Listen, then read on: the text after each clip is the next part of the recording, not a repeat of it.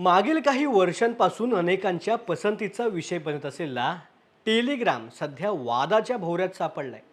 Telegram messaging ॲपचे संस्थापक आणि सीईओ पावेल डुरो यांना 25 जून रोजी फ्रान्सच्या पॅरिस नजीक असलेल्या बॉर्गेट विमानतळावरून अटक करण्यात आली.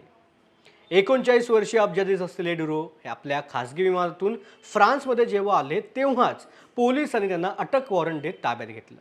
पण त्यानंतर 5 दशलक्ष युरो म्हणजेच 50 लाख युरो देत जामीन घेऊन त्यांना सोडण्यात आलं. जामिनाच्या अटीनुसार त्यांना आठवड्यातून 2दा पोलिसांकडे हजेरी लावावी लागेल. तसेच फ्रान्स सोडण्यास बंदी देखील घालण्यात आली. टेलिग्राममध्ये कंटेंट मॉडरेटरची कमतरता असल्याने फ्रान्स पोलिसांकडून आता चौकशी देखील केली जाते. मॉडरेटरच्या कमतरतेमुळे टेलिग्रामवर गुन्हेगारी कृत्य वाढत असल्यानं पोलिसांचं म्हणणं आहे. या सगळ्या घडामोडीनंतर भारतातही टेलिग्रामवरती बंदी लादली जाण्याची शक्यता निर्माण झाली. आज आपण पॉवेल ड्रो हे यांना फ्रान्स सरकारने अटक का केली, ते नेमके कोण आहेत आणि टेलिग्राम ॲप वादामध्ये का सापडलंय, ह्या सगळ्या गोष्टींबद्दल जाणून घेणार आहोत. नमस्कार, मी सिद्धेश दिलीप शिगोण आणि तुम्ही पाहताय न्यूज अनकटचा विषय काय हा कार्यक्रम. टेलिग्राम सध्या वादाच्या भोवऱ्यामध्ये असण्याचं मुख्य कारण म्हणजे गोपनीयता आणि सुरक्षितता संबंधित मुद्दे. टेलिग्रामचा वापर खंडणी, जुगार, चाइल्ड पोर्नोग्राफी यांसारख्या गैरकृत्यांसाठी होत असल्याचे आरोप केले जात आहेत. खरं तर अनेक दिवसांपासून टेलिग्रामचा वापर चुकीच्या कामांसाठी होत असल्याचं बोललं जात आहे. आता याचं उदाहरण द्यायचं झालं तर इराण आणि इस्रायल यांच्यामधील संघर्षात टेलिग्रामचा वापर देखील चुकीची माहिती पसरवण्यासाठी आला. त्याचबरोबर युद्धाचे व्हिडिओ मॉडिफाय करून फॉरवर्ड देखील करण्यात आले होते. या सगळ्यांमुळे युद्धाला कुठेतरी खत पाणी मिळत होतं. त्यामुळे त्याच्यामधील युद्ध कमी होण्याऐवजी ते वाढत होतं. त्यासोबतच भारतामध्ये UGC नेट परीक्षेचा पेपर टेलिग्रामवरती लीक झाला होता.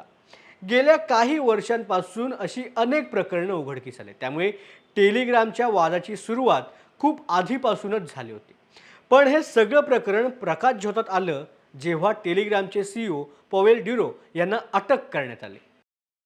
रशियन वंशाचे 39 वर्षीय उद्योजक पावेल डुरो हे मेसेजिंग ॲप टेलिग्रामचे संस्थापक आणि CEO आहेत. ते अब्जाधीश असून फोर्ब्सच्या आकडेवारीनुसार त्यांची संपत्ती $15.5 अब्ज असल्याचा अंदाज आहे. सोशल मीडियाच्या जगामध्ये डुरो यांचा प्रवास रशियन फेसबुक म्हणून ओळखल्या जाणाऱ्या विंकोटांगटेपासून सुरू झाला. डुरो यांनी 2006 मध्ये काही सरकारांसोबतच त्यांची स्थापना केली. अल्पावधीतच विकोटाक्टे रशियाची सर्वात मोठी सोशल नेटवर्किंग साईट बनली.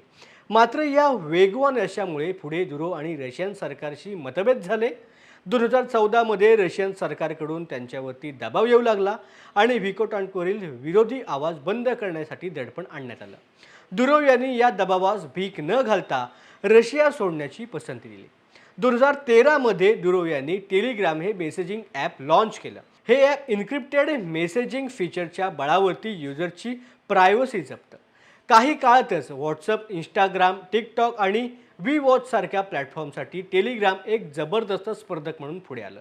2024च्या सुरुवातीला 900 दशलक्ष वापरकर्त्यांसह टेलिग्राम ॲप जागतिक स्तरावरती सर्वाधिक वापरल्या जाणाऱ्या सोशल मीडिया ॲप्सपैकी एक ठरलं. आता डुरो यांच्यावरती झालेल्या कारवाईनंतर अनेक तर्क-वितर्क देखील त्यामुळे काढले जात आहेत. टेलिग्राम CEO पावेल ड्युरो यांना अटक करण्यात आल्यानंतर त्यांच्याशी संबंधित एक हनी ट्रॅप प्रकरण चर्चेत आलं. फ्रान्समध्ये त्यांना अटक करण्यात आली. त्यावेळेला त्यांच्यासोबत जुली नावाची एक महिला देखील होती. तिलाही फ्रेंच पोलिसांनी ताब्यात घेतलं. मात्र आता पावेलच्या अटकेमागे जुलीचेही नाव पुढे येते. जुली इंस्टाग्राम प्रोफाईलनुसार ती 24 वर्षांची असून ती क्रिप्टो कोच आहे.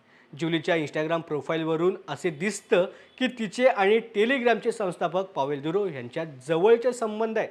जुलीच्या प्रोफाईलवरती दोघांचे अनेक फोटो आहेत, ज्यामध्ये ते कझाकिस्तान, किर्गिस्तानपासून अझरबैजानपर्यंत एकत्र दिसत आहेत. पावेल डुरोच्या अटकेबाबत अनेक दावे देखील केले जात आहेत की जुलीने पावेलला हनी ट्रॅप केलं आणि फ्रान्समध्ये नेलं, जिथे त्याला अटक देखील करण्यात आली. जुली एका गुप्तचर एजंटप्रमाणे काम करत असल्याचा दावा देखील केला जातोय. पावेलसोबत ती जिथे गेली होती त्या सर्व ठिकाणचे फोटो तिने तिच्या इंस्टाग्राम अकाउंटवरती शेअर केले आहेत. एक प्रकारे ती अधिकाऱ्यांना आपण कुठे आहोत हे सांगत होती. जुली ही इस्रायलची गुप्तचर संस्था मोसादची एजंट असू शकते असा दावा देखील आता करण्यात आलाय. आता या सगळ्या प्रकरणावरती टेलिग्रामकडून अधिकृत निवेदन देण्यात आलंय. त्यात असं म्हटलंय की टेलिग्राम नेहमीच कायद्याचे पालन करतं आणि वापरकर्त्यांच्या गोपनीयतेचे रक्षण करण्यासाठी आम्ही वचनबद्ध आहे. त्यांनी हेही स्पष्ट केले की कोणत्याही गैरकायदेशीर प्रकारांना समर्थन देत नाहीत. तसेच एखादे व्यासपीठ किंवा त्याचे मालक त्या प्लॅटफॉर्मच्या गैरवापरासाठी जबाबदार आहेत असा दावा करणं मूर्खपणाचं आहे, असं टेलिग्रामने मत व्यक्त केले.